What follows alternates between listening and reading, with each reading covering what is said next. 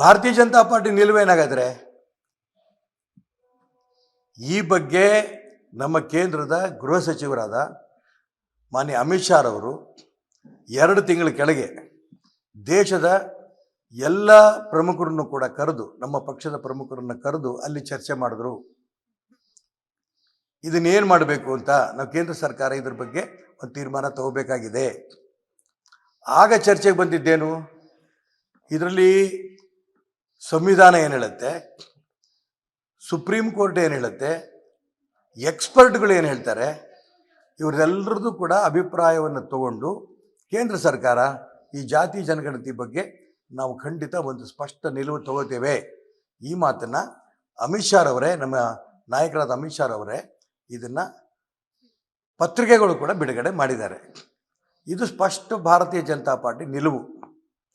ಆದರೆ ಇಲ್ಲಿ ಒಂದು ರೀತಿ ಚುನಾವಣೆ ಹತ್ತಿರ ಬಂದಂಥ ಸಂದರ್ಭ, ಲೋಕಸಭೆ ಚುನಾವಣೆ ಹತ್ತಿರ ಬಂದಂಥ ಸಂದರ್ಭದಲ್ಲಿ ನಾನೇ ಈ ಪಕ್ಷದ ಈ ಸಮಾಜಗಳ ಹಿಂದುಳಿದ ವರ್ಗದ ನಾಯಕರು ನಾನು, ಲಿಂಗಾಯತರ ನಾಯಕರು ನಾವು, ವಕೀಲರ ನಾಯಕರು ನಾವು ಅಂತ ಅಂದ್ಕೊಂಡು ಇಡೀ ಸಮಾಜವನ್ನು ಛಿದ್ರ ಮಾಡಿಕೊಂಡು ಹೊರಟಂಥ ಕಾಂಗ್ರೆಸ್ನವರ ಈ ಪ್ರಯತ್ನಕ್ಕೆ ನಾನು ಛೀಮಾರಿ ಆಗ್ತೇನೆ. ಇದನ್ನು ಕಟ್ಟುವಾಗಿ ನಾನು ವಿರೋಧ ಮಾಡ್ತೇನೆ. ಕೊನೆಗೆ ಕಾನೂನು ತಜ್ಞರ ಅಭಿಪ್ರಾಯ, ಸುಪ್ರೀಂ ಕೋರ್ಟಿನ ಅಭಿಪ್ರಾಯಗಳು, ಅದೇ ರೀತಿ ಸಂವಿಧಾನದ ಅಭಿಪ್ರಾಯವನ್ನು ತಗೊಂಡು ನಾವು ಇದಕ್ಕೆ ಸರಿಯಾದ ಒಂದು ರೂಪ ಕೊಡ್ತೀವಿ ಅನ್ನೋಂಥ ಮಾತನ್ನು, ಕೇಂದ್ರಕ್ಕೆ ಮಾತ್ರ ಇದು ಕಾನೂನು ಅವಕಾಶ ಇದೆ ಅನ್ನೋದನ್ನು ಅಮಿತ್ ಶಾ ಅವರು ತಿಳಿಸಿರೋದ್ರಿಂದ ಇದನ್ನು ಭಾರತೀಯ ಜನತಾ ಪಾರ್ಟಿ ತುಂಬ ಸ್ಪಷ್ಟವಾಗಿ ಈ ವಿಚಾರದಲ್ಲಿದೆ. ಆದರೆ ಇದು ದೇಶ ಒಡೆಯುವಂಥ ಅಭ್ಯಾಸ ಇರೋಂಥ ಕಾಂಗ್ರೆಸ್ಸಿಗೆ ಸಮಾಜವನ್ನು ಒಡೆಯೋದ್ರಲ್ಲಿ ಅವರು ತಮ್ಮ ವೈಯಕ್ತಿಕ ಪ್ರತಿಷ್ಠೆಗಳನ್ನು ಜಾಸ್ತಿ ಮಾಡಿಸ್ಕೊಳಕ್ಕೆ ಹೋದ್ರೆ ಮಾಡ್ತಾ ಇರೋಂಥ ಇದು ಕುತಂತ್ರ. ಇದು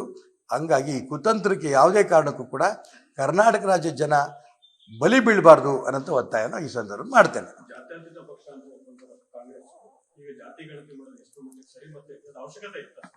ನೋ ಜಾತ್ಯತೀತ ಪಕ್ಷ ಅಂತ ಹೇಳ್ಕೊಳ್ತಿರ್ತ ಕಾಂಗ್ರೆಸ್ಸು ಈ ವಿಚಾರದಲ್ಲಿ ಮುಂದೆ ಹೆಜ್ಜೆ ಇಡಬೇಕಾದ್ರೆ ಕಾನೂನು ಗಮನಿಸಬೇಕಾಗಿತ್ತು. ಕ್ಯಾಬಿನೆಟ್ ಎಲ್ಲರೂ ಚರ್ಚೆ ಮಾಡ್ಬೋದಿತ್ತು. ಈ ಒಂದು ವರದಿ ತಗೋಬೇಕಾರೆ ಹಿಂದೆ ವರದಿ ತಗೊಂಡೇ ಬಿಡ್ತೀನಿ ನಾನು ಅನ್ನೋಂಥ ರೂಪ ಬಂದಾಗ ಮುಂದಿನ ಚುನಾವಣೆ ನನಗೆ ವೈಯಕ್ತಿಕವಾಗಿ ಹೊಡೆತ ಬೀಳುತ್ತೆ, ನನ್ನ ಮಗನಿಗೆ ಹೊಡೆತ ಬೀಳುತ್ತೆ ಅಂತ ಅಂದ್ಬಿಟ್ಟು ತೊಗೊಳಕ್ಕೆ ಹೋಗಲಿಲ್ಲ. 8-9 ವರ್ಷಕ್ಕಾದರೂ ಇನ್ನೇನು ಇದು ಕೊನೆ ಚುನಾವಣೆ ನಂದು, ನಾನೊಂದು ಗರಿಗೆ ತಗೋಬೇಕು, ಇದ್ರ ಹೆಗ್ಗಳಿಕೆ ನನಗೇ ಸಿಗಬೇಕು ಅನ್ನೋದಕ್ಕೋಸ್ಕರ ಸಮಾಜ ಏನು ಛಿದ್ರ ಆದರೂ ಪರವಾಗಿಲ್ಲ, ಕಾಂಗ್ರೆಸ್ ಪಕ್ಷ ಎಷ್ಟು ಛಿದ್ರ ಆದರೂ ಪರವಾಗಿಲ್ಲ, ಹಿಂದೂ ಸಮಾಜವನ್ನು ಹೊಡೆದ್ರೂ ಚಿಂತೆನಿಲ್ಲ, ನಾನು ಈ ಒಂದು ವರದಿ ತಗೊಂಡಿದ್ದೀನಿ ಅನ್ನೋಂಥ ಒಂದು ಕೆಟ್ಟ ಸಂಪ್ರದಾಯವನ್ನು ಮಾನ್ಯ ಮುಖ್ಯಮಂತ್ರಿ ಸಿದ್ದರಾಮಯ್ಯನವರು ಹಾಕಿದ್ದಾರೆ. ಅನುಕ್ಷಣದ ಸುದ್ದಿಗಳಿಗಾಗಿ ವಿಸ್ತಾರ ನ್ಯೂಸ್ ಯೂಟ್ಯೂಬ್ ಚಾನೆಲ್ ಸಬ್ಸ್ಕ್ರೈಬ್ ಮಾಡಿ.